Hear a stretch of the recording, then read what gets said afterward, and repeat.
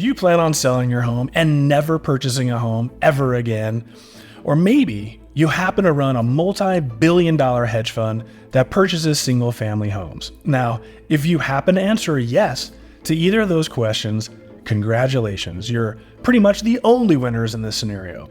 Now, starting nationally on August 17th and locally here in Las Vegas on July 31st, the single largest change to how we purchase and sell real estate here in America is about to begin. In this video, I'm going to highlight some of the many changes that are going into effect before breaking down the winners and losers. Then, I'm going to illustrate how our own politicians and government managed to disenfranchise low and middle class buyers, first-time home buyers, and even our own veterans. What I'm not going to do is explain how we got here.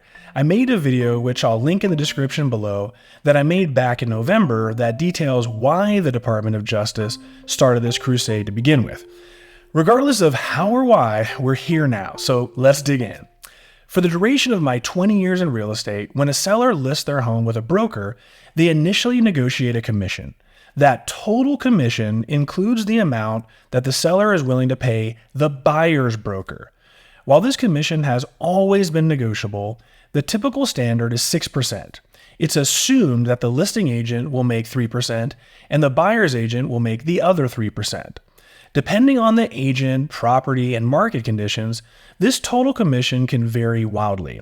While some listing agents are perfectly fine making only 1% on their end, as with any sales, the more you offer as a commission, the more motivated that agent is to sell that home. While it's long been an ethical standard that realtors are not to discriminate based on commission, let's just be realistic here and cut the crap. If one seller is offering 3% and another seller is only offering 2%, it's human nature to really hope your client chooses the home with a 3% commission.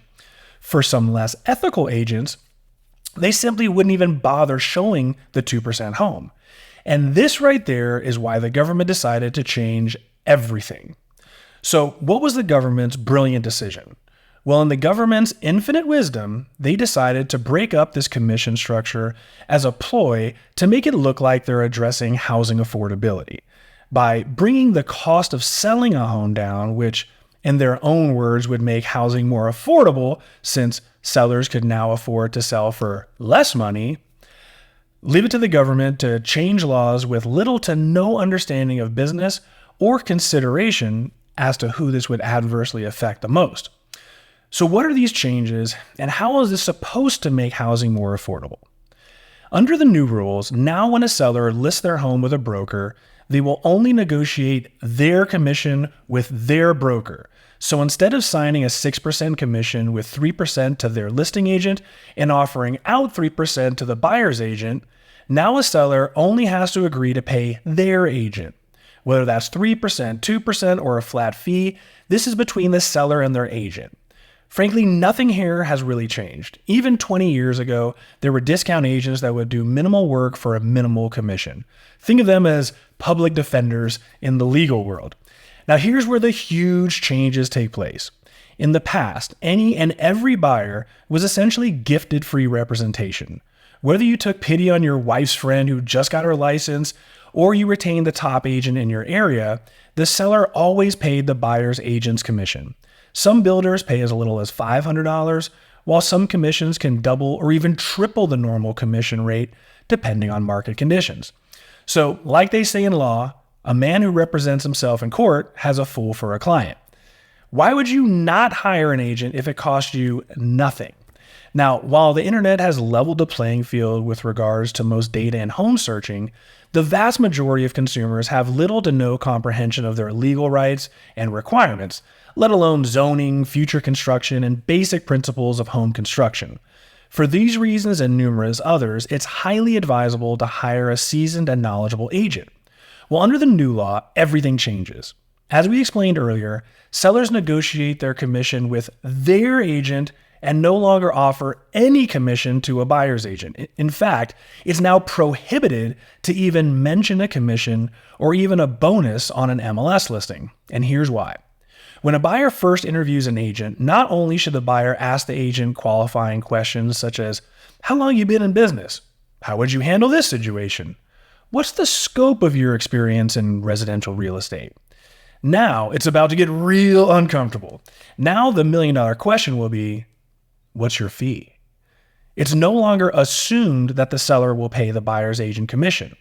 Before an agent can even show that buyer a home, that agent is required to have the buyer sign a buyer's brokerage representation agreement, or BBRA, because that's so much sexier. Now, this can be as minimal as the house being shown that day, or it can be for, say, a duration of time. Whatever amount the buyer and their agent agrees on, that agent cannot receive a commission in excess of that amount. But wait, there's more. Once the buyer finds a home that they like to write an offer on, incorporated into the new purchase agreement is now a paragraph that includes the amount of commission the buyer is requesting the seller pay. Let me reiterate that. Included in the offer, the buyer will now ask the seller to pay their agent's commission. On the flip side, now everything is negotiable for the seller. Effectively, this has become more like commercial real estate. For sellers, it's all about their net sales price. While it's been customary for buyers to ask for concessions for closing costs, flooring allowances, even rate buydowns in recent years, now buyer's agent's commission will be included as well. Some sellers will agree to pay the buyer's agent commission, and some will refuse, and some will go halfway. In the end, it's all negotiable now. Some sellers will possess business acumen, some will be blindly emotional. But in the end, it's not how you move the numbers around, but rather the buyer and seller's bottom line. Unfortunately, however, in the event a seller refuses to pay some or all of the buyer's agent's commission, that commission amount becomes the responsibility of that buyer. Some buyers will simply walk away from a stubborn seller, some will pay. Every deal is different. But as in life and with any legal change, there will be winners and there will be losers. So let's start on a positive note here and talk about the winners. One of the most disgusting tactics some agents impose on their clients has to do with the CoOp, meaning the offered commission to the buyer's agent. In every pocket of America, there's greedy and unscrupulous agents that can and will take advantage of unsuspecting, uneducated, and/or sadly older clients. I've exposed this tactic before in my channel, and just this very week, I had to deal with one of these agents. Quite frankly, I blame our own association for making this easier to execute. See, years ago, now I sound old, when a seller signed a listing agreement, included in the paragraph regarding the total commission amount, it disclosed the amount the listing agent was to offer the buyer's agent. For example, on a 6% listing, it's only fair that the listing agent and the buyer's agent split the commission, right? Well, for some reason, years ago, they completely removed this disclosure from the listing agreement. What's the big deal, you ask? Well, imagine you have an older seller or just a seller who mistakenly trusted the wrong agent. Rather than splitting the commission, they elect to keep 4% for themselves and only offer, say, a 2% commission to the buyer's agent. Now, as we discussed earlier, a low commission is certainly going to reduce the interest a property gets. Well, when the property isn't selling, rather than raise the commission to either a suitable or normal commission, these agents go back to their clients for a major price reduction. In most cases, the home sells for much less than it should have, and the seller is the one holding the bag. I've personally been on the receiving end of this scenario more times than I can count. Now, there are circumstances that may warrant an uneven compensation. As long as the seller is aware and agrees, then no harm, no foul. Well, under the new law, this will never happen again. So at least this law terminates that scam. So who else wins? Well, the government came up with this solution because they thought that if the cost of selling a home comes down, sellers will therefore pass the savings on to the buyer. This is absolutely insane logic that only a politician could make up. I've never seen or heard of a seller willing to take less money for their home just out of the kindness of their heart. But yes, if you do plan on selling your home and renting for the rest of your life, yes, there is a possibility you may be able to sell your home for top dollar and not pay a buyer's agent commission. But what if you sell your home and purchase another home? Well, you potentially save money on the front end by paying only half the commission that you used to. But on the back end, you may wind up paying for your own agent's commission when you purchase that home. So, unless you sell and rent for the rest of your life, it's essentially a net zero. For the last winner, it's clearly wealthy buyers and corporations. In recent years, these corporations purchased affordable family homes en masse, just to rent them right back to families. They've got access to cheap money, which they in turn use to pay cash for properties. As we've seen since the recession, these corporations have crushed the average buyer.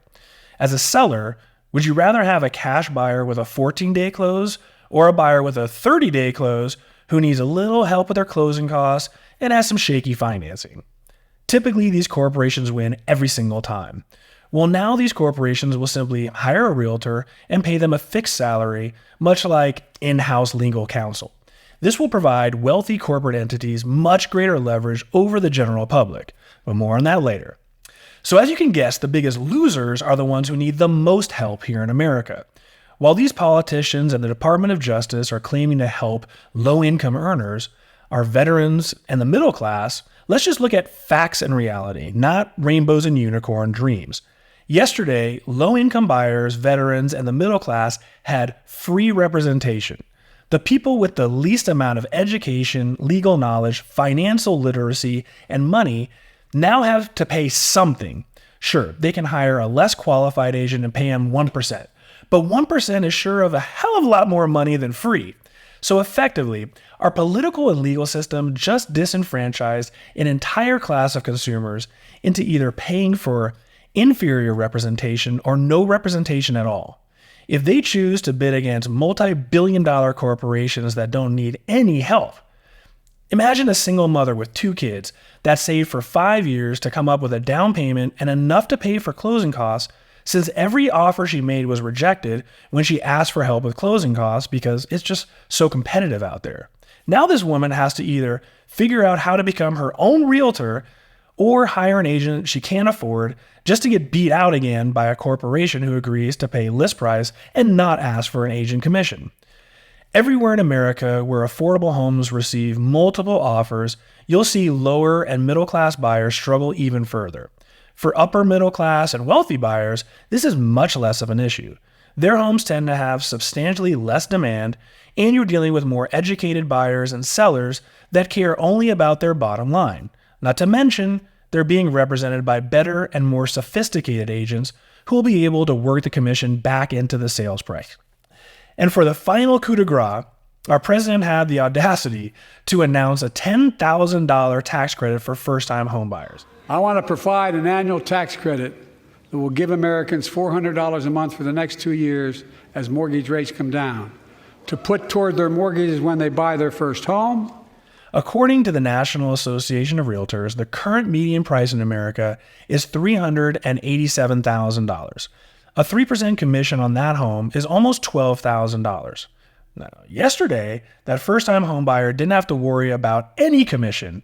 Today, that buyer might be on the hook for almost $12,000 if the seller doesn't agree to pay. Luckily, the government is going to give them a $10,000 tax credit if they manage to somehow purchase a home.